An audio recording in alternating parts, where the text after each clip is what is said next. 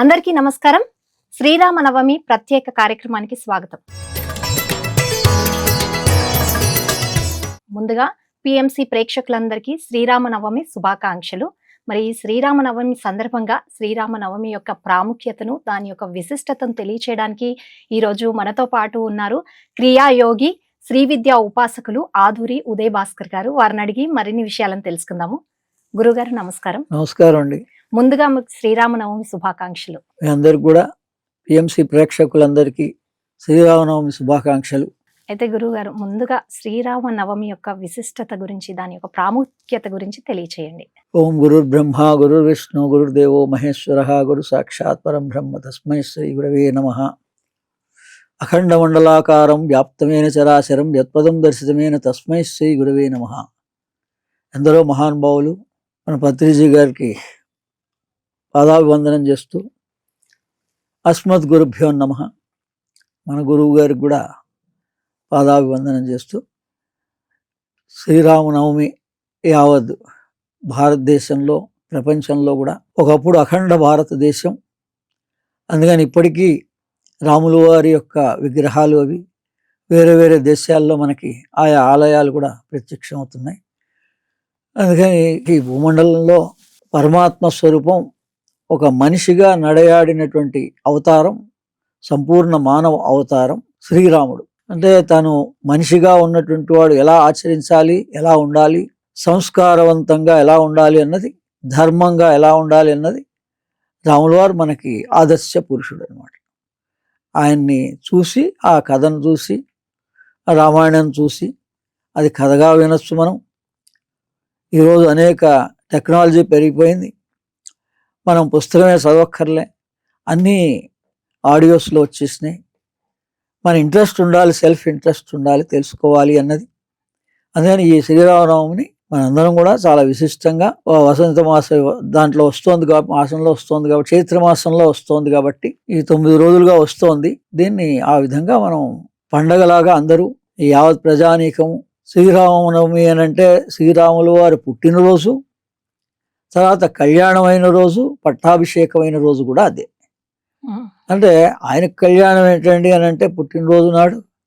ఇది జగత్ కళ్యాణం, మనందరికీ కళ్యాణాన్ని చేకూర్చడం కోసం ఆ కళ్యాణాన్ని మనం జరుపుతూ ఉంటాం. అందుకని అదే రోజు ఆయన మధ్యాహ్నం పూట దాన్ని ప్రతిరోజు కూడా మనకి లగ్నంలో ఏ సమయం మంచిదండి అని అంటే ముహూర్తం చూసుకున్నా చూసుకోకపోయినా అభిజిత్ లగ్నం అంటారు. మధ్యాహ్నం 12 నుంచి 1 గంట లోపల మనం ఏ శుభ కార్యక్రమాన్నైనా చేసుకోవచ్చు.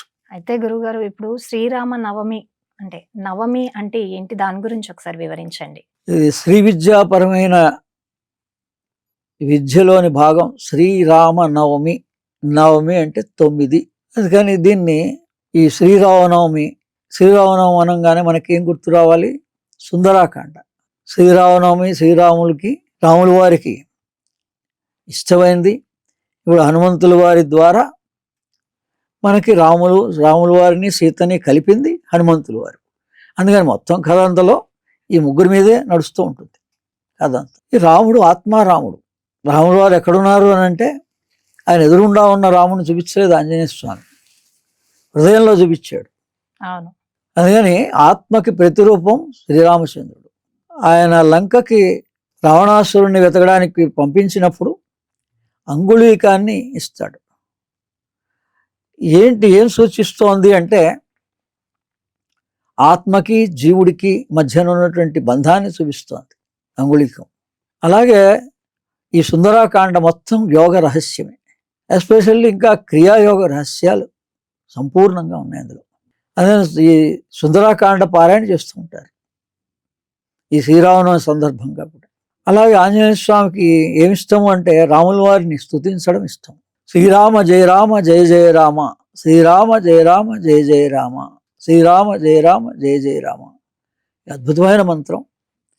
ఈ మంత్రాన్ని మనం మననాత్రాయత ఇతి మంత్ర, మీరు మనస్సులో ఎప్పుడైనా మరి స్మరించవచ్చు. మామూలుగా ఉన్నప్పుడు అంటే ఏదో శుచిగా మీరు స్నానం చేసినప్పుడు ఏదైనా జపంగా చేసుకోవచ్చు. కానీ మనం యోగ ధ్యాన పద్ధతిలో ఉన్నటువంటి వాళ్ళం ఎప్పుడైనా కానీ మానసికంగా మనకు కష్టం వచ్చినప్పుడు చేసుకోవచ్చు. మనం నిత్యం కూడా ఒక సమయాన్ని కేటాయించుకొని 2 సార్లు వీలైతే 2 సార్లు, ఒకసారి అయినా కూడా మనం అలా చేస్తూ ఉంటే మనలో ఆత్మబలం పెరుగుతుంది. అదిగాక సూర్యుని నుంచి వచ్చేటువంటి కిరణాలు, మొట్టమొదటి కిరణం సంకల్ప సిద్ధిని కలిగిస్తుంది. అంటే సంకల్ప సిద్ధి, మనం ఏదన్నా ఒక కార్యక్రమం నిర్వహించాలి అనుకుంటున్నాం. విద్యార్థులైతే సీట్ రావాలని, పెద్దవాళ్ళైతే వాళ్ళకి ఏదో ఇల్లు కావాలని, ఉద్యోగం కావాలని, పెళ్ళిళ్ళు కావాలని, ఇలా ఏ ఏ అవసరాలు ఉన్నాయో మానవుడికి, వీటన్నిటినీ సంకల్పం అంటారు. ఆ సంకల్ప సిద్ధి కలగాలి. వజ్ర సంకల్పంగా మన సంకల్పం మారాలి, దృఢంగా నెరవేరాలి అని అంటే ఈ 9 రోజుల్లో కూడా, శ్రీరామనవమి 9 రోజులు ఉదయాన్నే తెల్లారుజామున బ్రాహ్మీ ముహూర్తంలో లేచి సూర్యోదయానికి ముందే శ్రీరామ రక్షా స్తోత్రం అద్భుతమైనది ఉంది. అది గనక రోజు పారాయణం చేస్తే మన సంకల్పం వజ్ర సంకల్పంగా మారుతుంది. మరి 9 రోజులు అంటూ ఉంటారు కదా, శ్రీరామనవమి 9 రోజులు. అంటే 9 రోజులు చేస్తారు అనే దీని ప్రత్యేక ఏంటి? ఇందులో ఏంటంటే ఈ సుందరాకాండలో ఇంకో రహస్యం ఉంది. ఆంజనేయ స్వామి లంకలో ప్రవేశించాడు అని. లంక ఇది సాంఖ్య యోగం అండి. భగవద్గీత ప్రకారంగా రహస్యమైన యోగాన్ని సాంఖ్య యోగం అంటారు. ఇందులో ఏంటంటే లంక, ఈ అక్షరాలని వెనక్కి తిప్పండి, కాలం అంటే కాల గర్భంలోకి ప్రవేశించాడు అని అర్థం. లంకలోకి ఆంజనేయ స్వామి ప్రవేశించాడంటే కథగా చెప్పారు. చిన్న పిల్లలకు వయస్సులో ఉన్నప్పుడు ప్రతిదీ కథ. మనం ఒక వయస్సు ఉన్నటువంటి వాళ్ళం, ఏంటండి దీని రహస్యము, ఈ కథ అంతరార్థం ఏంటి అని తెలుసుకోవాలి.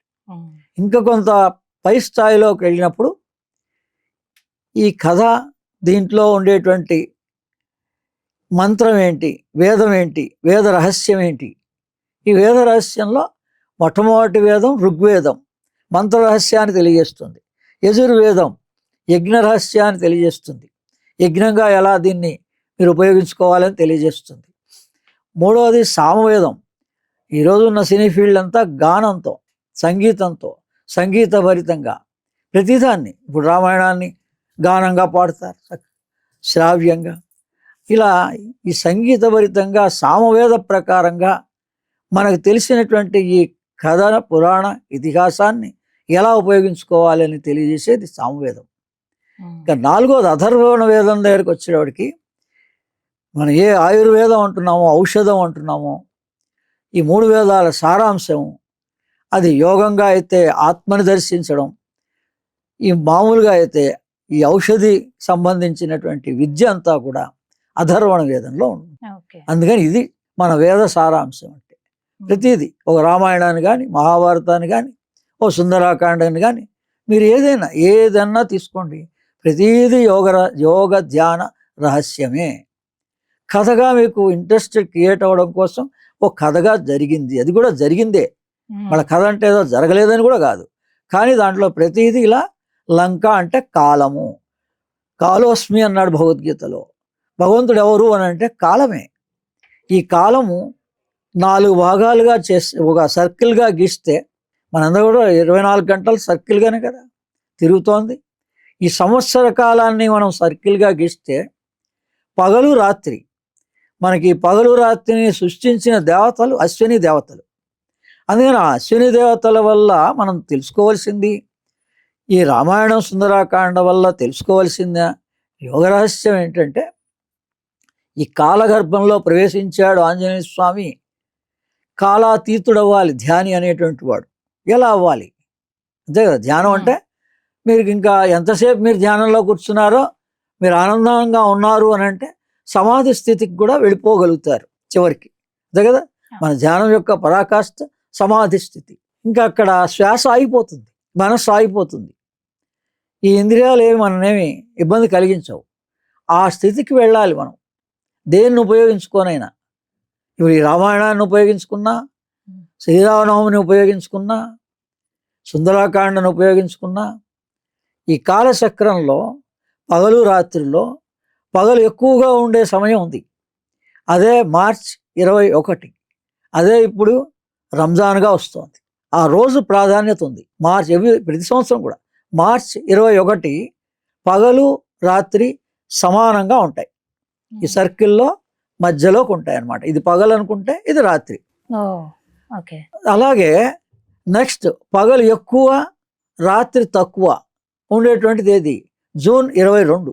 మళ్ళీ తర్వాత సెప్టెంబర్, ఈ మార్చి 21 తారీఖున మళ్ళీ సెప్టెంబర్ 21వ తారీఖున కూడా సమానంగా ఉంటాయి పగలు రాత్రి.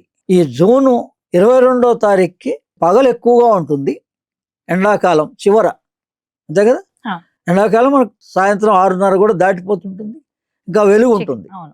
అలా పగలు ఎక్కువ వెలుగు రాత్రి తక్కువ ఉన్నది జూన్ 22. అలాగే డిసెంబర్ 22.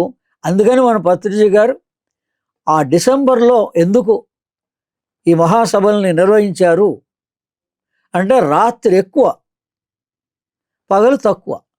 డిసెంబర్ 22 జరుగుతుంది సంవత్సరంలో, దాని ఎఫెక్ట్ ఉంటుంది. అందుకని అది ప్రకృతి రీత్యా ప్రధానమైనటువంటి రోజులు. మనం సైంటిఫికల్గానే యూజ్ చేసుకోవచ్చు ఈ 4 రోజుల్ని. క్యాలెండర్ రాసుకొని ఆ రోజులు సెలవు ఉన్నా లేకపోయినా మనం సెలవు తీసుకొని దాన్ని ఉపయోగించుకోవచ్చు. కాలానుగుణ్యంగా కనుక మనం ప్రయాణం చేస్తే, ప్రకృతికి అనుగుణంగా ప్రయాణం చేస్తే మనకి ఏ భయాలు ఉండవు, ఏ సంశయాలు ఉండవు. జీవితం సాఫీగా ఆనందంగా సాగిపోతుంది. మానవుడు ఒక్కడే ఈ ప్రకృతికి విరుద్ధంగా కాలానికి అనుగుణంగా ప్రయాణం చెయ్యటం లేదు అని అశ్విని సూక్తంలో 5వ సూక్తం తెలియజేస్తుంది. అశ్విని సూక్తంలో చాలా స్పష్టంగా వేదం తెలియజేస్తుంది. యావత్ ప్రపంచంలో ఉన్నటువంటి సర్వజీవులు, గ్రహాలు, దేవతలు, ఋషులు సర్వము కూడా ఈ ప్రకృతి కాలానుగుణ్యంగా కాలచక్రానుసారంగా 720 అరలుగా ఏర్పరచబడినటువంటి పగలు రాత్రులు 360 కలిపితే 720 అరలుగా ఒక కాలగమనంలో చక్రం తిరుగుతుంది. ప్రతిదీ చక్రగమనమే కదా. మనం ప్రయాణం చేస్తున్నామంటే ఒక సైకిల్ చక్రం దగ్గర నుంచి ఆరంభమైతే ఈ రోజున ఏరోప్లేన్ దాకా ప్రయాణం చేస్తున్నామంటే చక్రమే. అందుకని ఒక కాలగమనాన్ని మనం భగవంత్ స్వరూపంగా భావించమని ఈ సుందరాకాండ రామాయణము మనకి తెలియజేస్తుంది. కాలం యొక్క విశిష్టతని తెలియజేస్తుంది. అలాగే ఈ 9 కూడా మనకి 9 రోజులు ఉన్నాయి కాబట్టి వీటిని వసంత ఋతువులో వస్తోంది కాబట్టి వసంత నవరాత్రులుగా శ్రీరామో లలితాంబిక అని చెప్పేసి అమ్మవారి యొక్క పుంస్వరూపమే రాములు వారు. మన అమ్మవారిని ప్రతిదీ ప్రార్థన చేస్తున్నాం అమ్మ అని. ఆ అమ్మవారి జగన్మాత, ఆ జగన్మాత యొక్క పుంస్వరూపమే శ్రీరాములు వారు. అందుకని వసంత నవరాత్రులుగా 9 రోజులు జరుపుకుంటారు. ఓకే. మరి వసంత నవరాత్రులు ఇందాక మీరు చెప్పినట్టు శ్రీరామ నవమిని వసంత నవరాత్రులుగా జరుపుకుంటారని అన్నారు. మరి వసంత నవరాత్రుల యొక్క ప్రత్యేకత కూడా ఒకసారి వివరించండి. తప్పనిసరిగా. అందుకని ఈ వసంత నవరాత్రుల్లో అమ్మవారిని 9 రోజులు రాత్రి నవరాత్రి కాబట్టి, అందుకని ఇప్పుడు ఈ పగలు రాత్రి చెప్పాం కదా. మనం భగవద్గీత ప్రామాణికంగా కర్మ మార్గంలో ప్రయాణం చేస్తూ నిష్కామ కర్మ యోగాన్ని ఆచరిస్తూ, అంటే ఒకేసారి మనకి అంత ఆచరించగలిగేంతటి బుద్ధి వివేకం లేకపోయినా మన సాధన వల్ల, మన తపస్సు వల్ల, తపన వల్ల, మన స్వాధ్యాయనం వల్ల మనం ఎంత తెలుసుకుంటూ ఉంటే బ్యాలెన్స్గా జీవితాన్ని కొనసాగించాలి. ఈ నవరాత్రులు ఒక 4-5 సార్లుగా మనకి పండగలుగా వస్తున్నాయి. గణపతి నవరాత్రులు, దసరా నవరాత్రులు, ఈ వసంత నవరాత్రులు, అలాగే రాజశ్యామల నవరాత్రులు మాఘమాసంలో, ఇలా సంవత్సర కాలంలో భగవంతుడు ఋషులు మనకి ఏర్పాటు చేశారు. కాలంలో ఒక 5-6 సార్లు 9 రోజులు నవరాత్రులుగా. అంటే ఈ బాడీ డీటాక్సిఫికేషన్ కోసం ఈ ఋతువులు మారుతున్నప్పుడు ఈ ఋతువులకి గ్రహాలకి సంబంధం ఉంది. ఈ 9 అన్నాం కదా. శ్రీరామ నవమి, నవమి అంటే ఏముంది?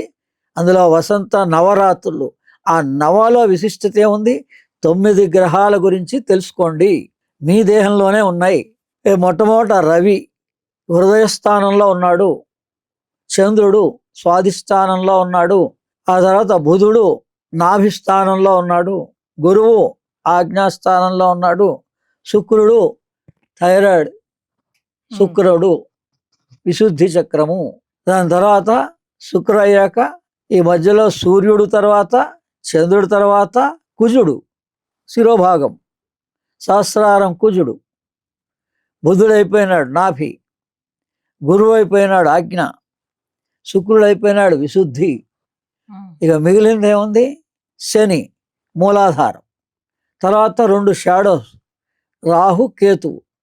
ఇవి రహస్యంగా ఉన్నాయి. ఎక్కడున్నాయి? రాహు శిరోభాగం పైన, కేతువు మూలాధారం కింద, 3.5 అంగుళాల కింద. ఇది మీరు తెలుసుకోండి. మీ దేహమే శ్రీచక్రము. అందుకని నవరాత్రుల్లో అమ్మవారిని ఏం చేస్తారు? దేవాలయాల్లోనూ వేరే పీఠాల్లోనూ గురువులు శ్రీచక్రార్చన చేస్తారు. శ్రీచక్రం అంటే 9 భాగాలు, 5 భాగాలు శక్తివి, 4 భాగాలు ఈశ్వరుడివి. అంటే మన దేహంలోనే 5 భాగాలు కిందివి, పై భాగాలు 4. మనం కూర్చుంటే, ధ్యానంలో కూర్చుంటే మనం దేహమే శ్రీచక్రం. అందుకని మనకి ఈ క్షేత్రాలన్నీ శ్రీచక్ర ఆకృతిలో ఉంటాయి. అందుకే పిరమిడ్ షేప్లో ఆ పిరమిడే శ్రీచక్రం. అందుకని ఆ శక్తి అందులో ప్రసరిస్తుందని, ఆ బిందువు నుంచి మనకి సహస్రారం నుంచి మూలాధారం దాకా ఒక శక్తి ప్రసరిస్తుంది అని అలా మనం పిరమిడ్లో కూర్చొని ధ్యానం చేయడంలో అర్థం, అంతరార్థం. అలాగే ఈ వసంత నవరాత్రుల్లో ఋతువులు, ఈ 6 ఋతువులు 6 గ్రహాలు మనకి క్రియేట్ చేస్తున్నాయి కాలంలో. ఈ వసంత ఋతువు నుంచి గ్రీష్మ ఋతువు అలా మన దేహంలో ఎక్కడున్నాయి దాని ప్రభావం అంటే ఈ వసంత ఋతువు. అలాగే మనకి ఈ ఆయుర్వేద విధానం ప్రకారంగా కఫ, వాత, పిత్త, కఫ అంటారు. ఈ 3 దోషాలు మనకి, వీటి వల్లనే అనారోగ్యం వస్తుంది. ఈ మొత్తం మానవులందరికీ ఈ 3 పర్మిటేషన్ కాంబినేషన్స్లో ఉంటాయి, వేరే ఇండిఫరెంట్గా. మూలంలో 3 మన ఇబ్బంది పెట్టే 3. అది ఈ ఋతువుల్లో మనం దాన్ని ఆయా చక్రాలని సవరించుకోవడం కోసం వీటిని మనకి సాధనలుగా అందించారు ఋషులు. అందుకని మనం ఏ సాధన చేసినా ఆయా 9 రోజులు శ్రద్ధా విశ్వాసంతో మన ఈ విశుద్ధి చక్రము, అనాహత చక్రము కూడా ఈ వసంత ఋతువులో ప్రభావితం అవుతుంది కఫంగా. తర్వాత గ్రీష్మ ఋతువు వస్తుంది. ఆ గ్రీష్మ ఋతువు నాభి దీన్ని ప్రభావితం చేస్తుంది, మణిపూర చక్రాన్ని ప్రభావితం చేస్తుంది. దాని తర్వాత వర్ష ఋతువు. ఈ వర్ష ఋతువు స్వాధిష్టానాన్ని, అడినల్ గ్లాండ్ని మీద ఎఫెక్ట్ ఇస్తుంది. దాని తర్వాత శరద్ ఋతువు, శరద్ నవరాత్రులు అంటారు. అందుకని ఆ శరద్ ఋతువులో 2 నెలలు ఆశ్వీజ కార్తీక మాసాలు ఆజ్ఞాచక్ర సహస్రారాన్ని ప్రభావితం చేస్తాయి. ఇక చివరి 2 ఋతువులు హేమంత ఋతువు, శశిర ఋతువు. ఈ 2 కూడా మూలాధారాన్ని ప్రభావితం చేస్తాయి. అందుకని ఇక్కడ కఫము, ఇక్కడేమో పిత్తము, వేడి. ఈ మూలాధారం దగ్గర వాత. ఈ 3 దోషాలు. అందుకని ఇవి ఆయా ఏ సమయాల్లో మనకి ఈ శారీరకంగా ఇబ్బంది కలుగుతుందో మన దేహానికి మనమే డాక్టర్. ఎంతసేపు మనకు బాగాలేదని డాక్టర్కి అప్పచెప్పి హాస్పిటల్కి అప్పచెప్తే మనం ఇంత కష్టపడ్డదనం అంతా కూడా దానికే వృధా అయిపోతుంది. అసలు మానవుడికి నాకు కష్టాలు వస్తున్నాయి ఏంటంటే అది మన చేజేతులారా చేసుకున్నవే చాలా వరకు. గ్రహస్థితి అంటే ఇదే అసలు. అందుకని అది సూచనలు చేస్తాయి తప్ప వాటి వల్ల మనకేం ప్రభావాలు, ఇబ్బందులు రావు. మీ దేహంలో ఈ పార్ట్లో ఇది రాబోయే రోజుల్లో ఇది ఇలా ఉంది అని సూచన చేస్తాయి. దాన్ని మనం ఇలా ఈ నవరాత్రులు మనం ఏదో ఒక దైవికంగా మనం గనక ఆచరిస్తూ పోతే ఆ దైవశక్తి మనలోనే ఉంది కాబట్టి మనలోనే బుద్ధి వివేకం పనిచేసి మనకు కావాల్సిన జ్ఞానాన్ని మనం పొందగలుగుతాం. ఇంకొక రహస్యం, ఈ వసంత నవరాత్రుల్ని ఎలా ఆచరించాలండి యోగ ధ్యాన పద్ధతిలో. వేరే వాళ్ళు పూజా విధానాలు చేసుకుంటారు. భ్రామరి ప్రాణాయామం చెయ్యాలి 9 రోజులు కూడా. ఉదయం సాయంత్రం భ్రామరి ప్రాణాయామం చేస్తూ, అంటే ఏంటి గురువుగారు? అంటే దంతాల్ని విడదీసి ముక్కుతో నాదాన్ని పలకాలి. ఓకే. దీర్ఘంగా శ్వాస తీసుకొని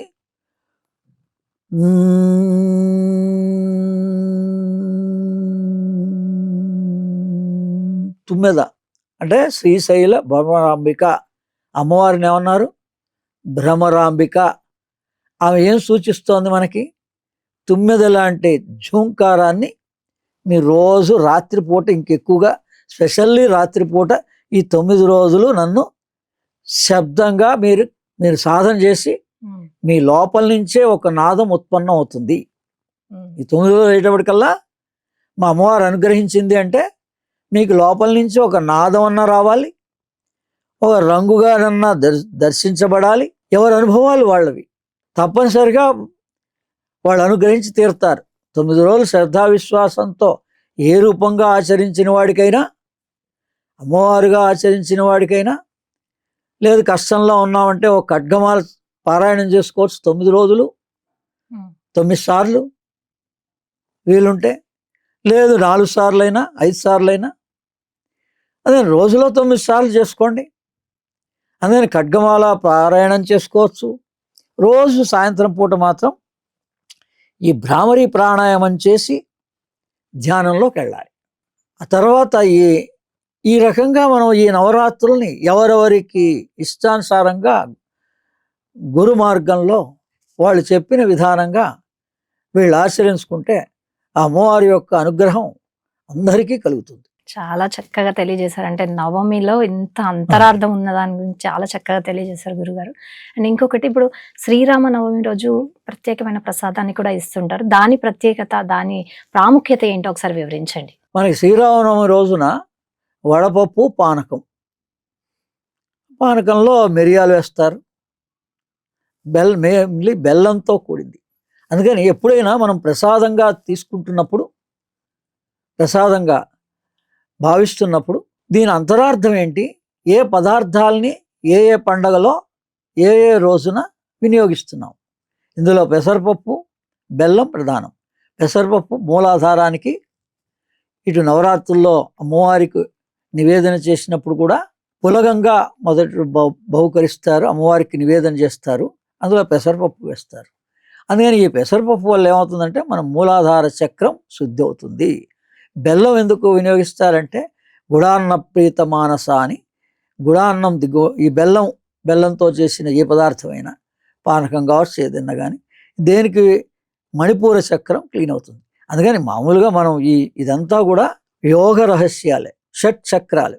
ఈ చక్ర శుద్ధి, నాడీ శుద్ధి జరిగితే యోగం ధ్యానంలో మన కుండల్ని నిరంతరంగా పైకి కిందికి ప్రసరిస్తుంది. అందుకని ఇది యోగ రహస్యాలే ప్రతి దాంట్లో నిక్షిప్తమై ఉన్నాయి. అందుకని మనం శ్రద్ధా విశ్వాసంతో దాన్ని ఎక్కడో కథగా మొదలుపెట్టినా దాన్ని ఓ శ్రద్ధగా మన కష్టంలో ఉండొచ్చు, అవసరంలో ఉండొచ్చు, లేదా తెలుసుకోవాలనేటువంటి జిజ్ఞాసలో ఉండొచ్చు. ఇలా తెలుసుకుంటే ఆ పదార్థాలు మనకి ఆ విశిష్టత చెందిస్తాయి. మనకి ఎప్పుడు ఏది అవసరం ఉందో ఆ పదార్థాన్ని మనం ప్రసాదంగా అయితే మామూలుగా స్వీకరిస్తాం. మనం ఎక్కువగా ఆ ప్రసాదాన్ని మన అవసరం ఉన్నవాడు స్వీకరించాలి అని ఆయా పదార్థాలు సూచిస్తున్నాయి, ఆ వడపప్పు కానీ పానకం కానీ. ఓకే, చాలా చక్కగా తెలియజేశారు. అండ్ చివరిగా గురుగారు, శ్రీరామనవమి సందర్భంగా యావత్ ప్రపంచానికి మీరిచ్చే సందేశం ఏంటి? తప్పనిసరిగా మనం యావత్ ప్రపంచం యోగ ధ్యాన మార్గంలో ప్రేయర్స్కి ఎక్కువగా ఇంపార్టెన్స్ ఇస్తోంది ప్రధానంగా. అందుకని ఈ శ్రీరామ నవమి అని అంటే, రాముడు అంటే రం బీజం ప్రధానం. ఈ దేహం శుద్ధి అవ్వాలంటే మన జీవాత్మ, మనందరికీ కూడా జీవస్థానం అంటే తల్లి గర్భం నుంచి మనకు ఉన్నటువంటి కనెక్షన్ నాభి. ఈ నాభి చక్రాన్ని క్లీన్ చేసుకోవాలి. అలాగే శ్రీరాముడు నవమిలో ఆంజనేయ స్వామి, శ్రీరాముల వారు, సీతాదేవి, అందుకని ఆంజనేయ స్వామి యొక్క వాలం వేగస్ నరుగా మన దేహంలో ఉంది. అది నాభికి కొద్దిగా కింది నుంచి ఆజ్ఞాచక్ర పర్యంతం ఒక స్పెషల్ నాడి ఉంటుంది, దాన్నే వేగస్ నర్వ్ అంటారు. అందుకని ఈ శ్రీరామనవమి సందర్భంగా ఈ వేగస్ మెడిటేషన్ కనుక చేసుకున్నట్లయితే, దాని మీద కాన్సన్ట్రేట్ చేసినట్లయితే మనకి యోగ ధ్యానం సమాధి స్థితి వరకు ప్రాప్తిస్తుంది. ఎవరి సాధనని బట్టి వాళ్ళకి త్వరగా ప్రాప్తించవచ్చు, కొన్ని రోజుల్లో ప్రాప్తించవచ్చు. ఈ యోగ రహస్యమే శ్రీరామనవమి. అందరూ కూడా ఈ నాభి చక్రాన్ని శుద్ధి చేసుకోవడానికే దీన్ని వినియోగించుకోవాలి. ఈ రమ్ అనేటువంటి బీజం ద్వారా మన గనక ఇక్కడ ఆ ఎలా ఆచరించాలి, ఒక 108 సార్లు ఈ రమ్ అనేటువంటి మంత్రాన్ని మనం గనక స్మరిస్తూ ఆచరిస్తే మనకి తగిన ఫలితాలు, అన్ని చక్రాలు కూడా సెంటర్ పాయింట్ ఇది కాబట్టి మనకి కనీసం మినిమం 3-4 చక్రాలు క్లీన్ అయితే మనకి ఆత్మానుభూతి కలుగుతుంది. దహరంలో మనందరూ కూడా జీవ స్థానం నాభి, ఆత్మస్థానం హృదయం, కేవలం 10 అంగుళాలు. ఈ లోపల ఇక్కడి నుంచి ఇక్కడికి 10 అంగుళం అంటారనమాట.